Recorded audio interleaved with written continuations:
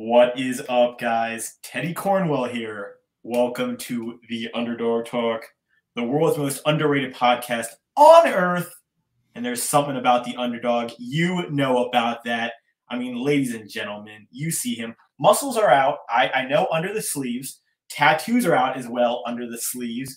I mean, the one and only Jay Santiago. Jay, how you doing today, man? What is up? And first of all, thank you for coming on the podcast, taking time out of your busy day to hop on the Underdog Talk, man. So thank you on that. Well, Teddy, thank you for having me on. I'm happy to be on. But my day's going great. So I'm off to a great start, just knocking things out as always. Knocking things out as always. And, you know, Jay, I did a little background digging and a little stalking, one would say. You do look like Memphis Depay. I just got to say that. and Underdog Talk, yeah, I mean, it's pretty eerie. I'm not as cleaned up right now, but homeboy's a baller. I love it, man. And you know, that's pretty damn awesome. I wish someone came up to me and said, "You look like Ronaldo." Jay, one can wish on that. And, you know, I think that'd be pretty damn awesome. Now, Jay, I want to take it a little bit back. And would you mind talking about, you know, your childhood, your upbringing? You know, what was life like for Jay Santiago growing up? You know, and then how did you become where you are now? Well, I grew up in a couple parts. I moved around a lot as a kid. My mom married twice. And we grew up mostly single mother household, 3 kids. You know, marriages didn't work out. But I lived like, I guess, low income at the time, but we made the best of it. We were happy. But that kind of set the foundation for who I am today, to be honest. So, but I had a good life. I learned a lot, played a lot of sports. So I learned a lot about team play, being a leader, being a follower, you know. So I think it was the best way to grow up. And ultimately, you know, where we grow up, what we grow up with is what shapes us into who we are today.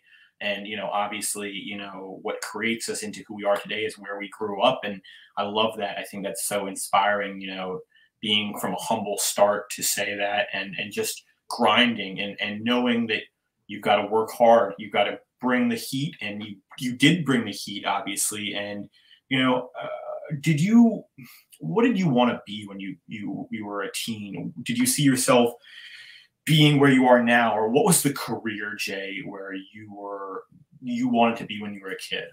I wanted to be a pro football player. Wow. Yes. That was one of my goals in life. I was actually a very good football player, even through high school.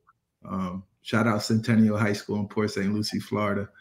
But I was pretty damn good. And I just, you know, at that time, when I was trying to make it happen, I didn't have that drive. And I just lost track of it and fell out of love, man. That was it. It was just that.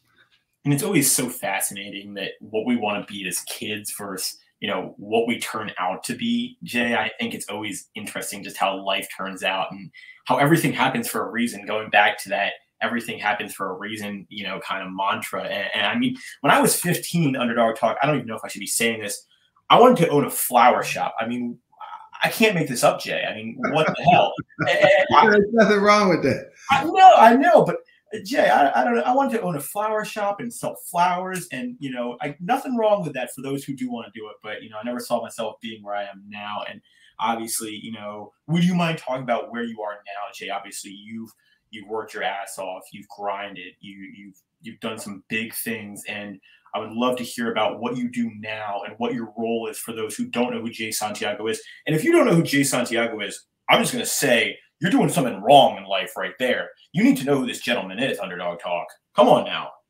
So right now I'm working with Post Malone, operations coordinator and CEO of Posty Touring. And on top of that, I also help run a tequila company called Don Landres that was founded by Post's manager, Dre London. Wow. And I do. There's no job too small for me. I do it all. Boots on the ground to sending emails to talking to the big people. Um, there's no walls. There's no obstacles. I do everything. So if you're on Team Post, are you a Cowboys fan then, Jay? No, I am not a Cowboys fan. I am a Denver Broncos fan. But I play very big fantasy football. So I'm a fan to many players. Okay. Because I thought Team Post had to be a Cowboys fan. I just thought it had to be. I mean, sometimes, but what's crazy is you meet those guys that play for the Cowboys, and like once you get to know them, you hang out a couple times, but you just want to cheer for them, and you always want the best for them. Yeah. It's just not too many times you get to meet professional athletes. Yeah. So that's why I do have a heart. I don't own any Cowboys. I think one shirt, but it still has the tags on it. Hey, don't take the tags off. Knowing how the Cowboys might do next year, you might want to turn it. And I'm a big Cowboys fan, Jay. We've had Brandon Cooks on the podcast, Alfred Morris. Hey, we've had your guy, Philip Lindsay, Denver Bronco Pro Bowl running back who, really talk about an underdog, was undrafted, made the Pro Bowl and lit it up, obviously. Shout out Philip and shout out Brandon, all those guys. But, I think it's so interesting, how meeting NFL players, you're like, it's like another, I don't want to say another, it's just so awe-striking. I feel like it's just such an awe-striking moment, and it's just a humble beginning, and getting to know them is really cool. And would you mind talking about how you got connected with Post Malone, and then how did that happen, and how long have you been with Post Malone? So I got with Post Malone, I would say back in 2015, 2016, around that time. I had known Dre London for some time, and he introduced me to Post after, he was trying to mentor me himself to get me to just network with people because I was very antisocial. So he introduced me to Post, and we got to know each other, and I started, just doing whatever he needed, driver, security, bellman, whatever. I just started, it was basically an internship. And he asked me if I wanted a job, and I accepted. Wow, and that's so awesome. And I do have to ask, how do you do all this multitasking? I mean, to be honest, I can barely plan on what I want to wear today, Jay. I'm very interested. Your job obviously requires a lot of multitasking. How do you handle the multitasking aspect of this job? Well, I tell you what, you have to. I write everything down. Mm-hmm. That's one thing I do. Whether you're putting it in your phone in your notes or you have notebooks that you use, I always do that, and that helps you at least keep track of everything. There's a lot of things that get thrown my way.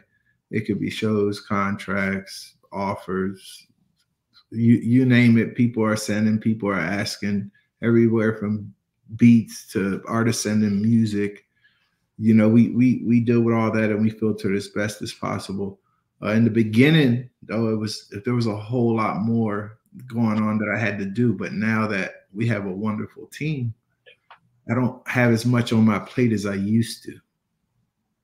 So you can delegate now, essentially, is what it comes to. Yes. I just pass the information on, CC me, and well, as long as I'm overseeing, or I just take a look. So, some things I don't have to worry about, anymore as much as I used to. Then I think that's the best thing. I only need to worry about what's on my plate and what's in my lane. And I just stay out of everybody else's and let them do their job, and everything works out. And when you got a good team, I mean, that's how it all clicks and it all works. Now, I'm very interested. Your job comes with a lot of pressure. How do you handle the pressure of being an operation manager? Do you meditate? Do you do anything to relax yourself? I mean, how do you deal with the stress of the job? Well, first, one thing I never do. I never let my ego get involved with anything. That's how you keep a clear, balanced head to make choices and decisions when things pop up. I like to think at everything from all sides. In this delicate world that we're in now, you just can't, like I use this all the time, you just can't hit everything with a hammer, man. Like you really have to work things out and really look at the details of it all. And then, you make a choice or a decision off that. And that's helped me a lot. Now in the beginning of my career, I was, I'm not going to lie. I tell people I could have been a bit of an asshole just because I didn't know how to handle the pressure, and it comes with experience. And with experience, I just learned how to just not let it get to me, and that's helped me a lot. And just being positive every day helps that too. Yeah. And Jay, do you think pressure is important in life, and being in uncomfortable moments, being uncomfortable ultimately makes you into a stronger person? Would you agree with that? Yes, sir. I do. I do agree with that, man. If you want to elevate, you got to have some pressure put on you. If you're not taking a risk, or I don't even want to say it like that, but in order to move forward, you have to take risks and you have to deal with pressure. It just comes with the territory, and you can't be scared to make that decision, because at the end of the day, there's somebody that will make that decision, and they might move up. I just tend to think about everything as if it's my first day, and I'm going at it like it's my first day, because once you lose that focus and you get complacent, you'll get lost in the sauce. I love it. And we had a Medal of Honor recipient, Dakota Myers, on the podcast, and he kind of opened my eyes up to talking about how you want to have that underdog mentality. And it's not something you ever will lose. And I always thought it's something you could lose, but you always want to keep that underdog mentality, that grind, that hunger. And I think that's what you're referring to, Jay, kind of being humble and just constantly grinding and not forgetting who you were when you started. And I think that's so important. Has your overall planning and multitasking, improved, obviously, since you've been with Post Malone versus now in comparison? Yes, it has. It's opened up, because certain things I tell people, oh, hey, Jay, what do you have lined up for today? If I really tell people what I have lined up for today, it will stress them out, because I can stack up things. But to me, it's like that thing takes 2 minutes. That takes 3 minutes. This will take 30. That takes 10. And I put it in order, and I just make time, because sometimes I'm making the phone call, or sometimes people are calling me. So it's just all scheduling. I don't have an assistant.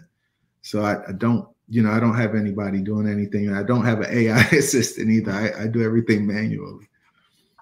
Oh man, everything is becoming AI, Jay, and that's scary, but that's another topic. Do you think if someone has bad organizational skills or planning, that they could be a successful operational manager, or is it really dependent on having good planning? Nah. You always got to plan ahead. You got to get that information as it comes, like as soon as it's out. But the whole thing is, that information needs to be filtered. Yeah. Because if you get the wrong information, you're making plans for the wrong thing. So you got to make sure you filter the information properly.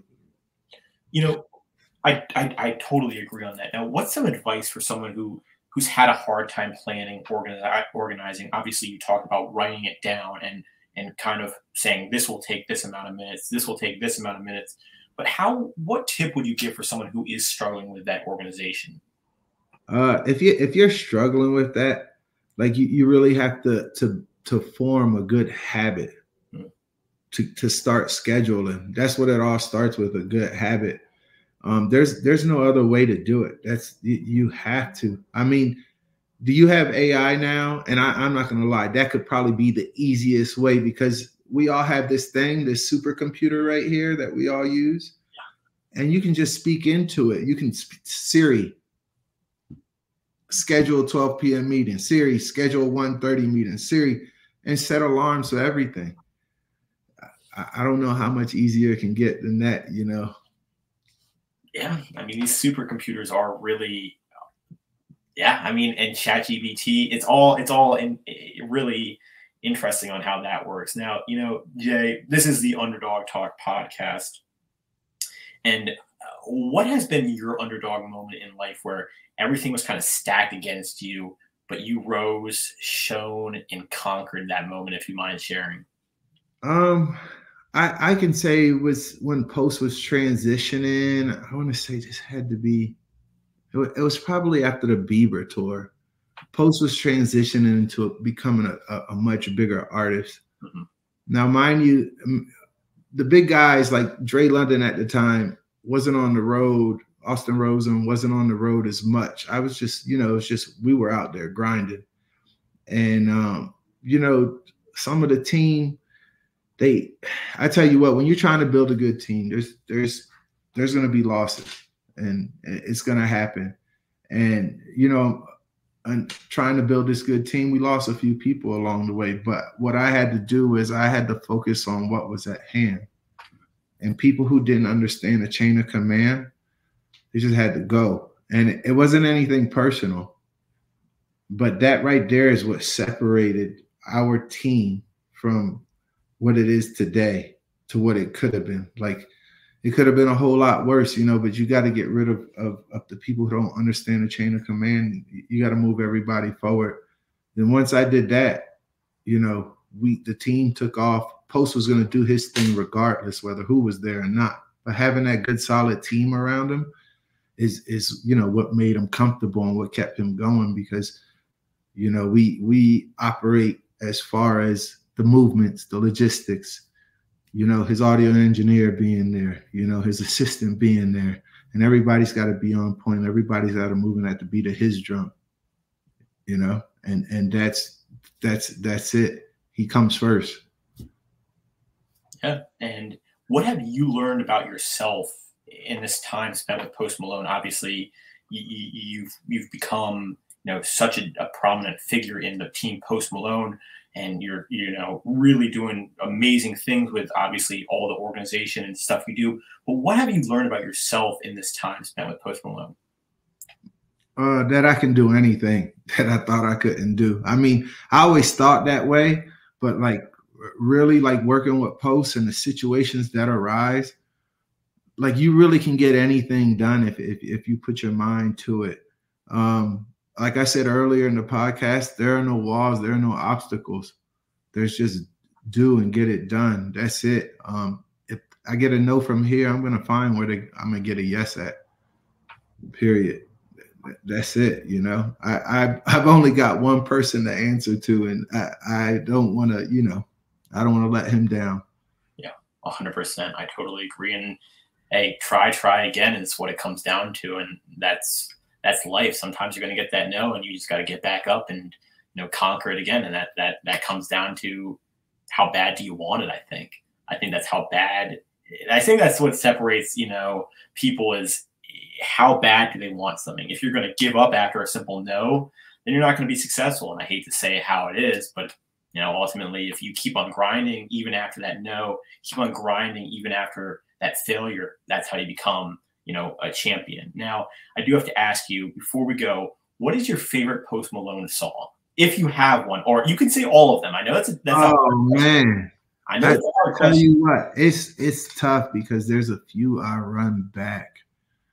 But I would have to say Taking Shots is probably one of my favorites of all his songs. Yeah.